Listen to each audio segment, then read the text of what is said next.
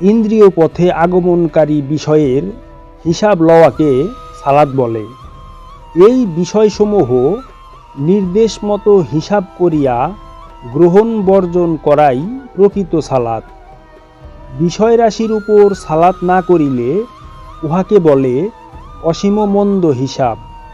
যে কোনো একটি ইন্দ্রিয় পথে আগমনকারী বিষয়ের উপর সালাত করিলে অবশিষ্ট বিষয়গুলি মন্দ থাকা সত্ত্বেও উহারা বিপজ্জনক থাকে না এবং কোরআন অনুযায়ী হালাল হইয়া যায়।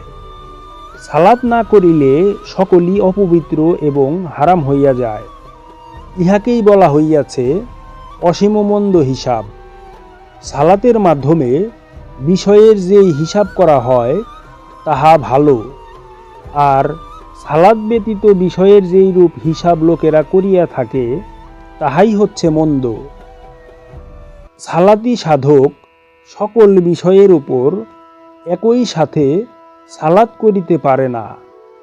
সদরুদ্দিন চিশতি রচিত কোরআন দর্শন, সূরা রাদের 18 নং আয়াতের তাফসির।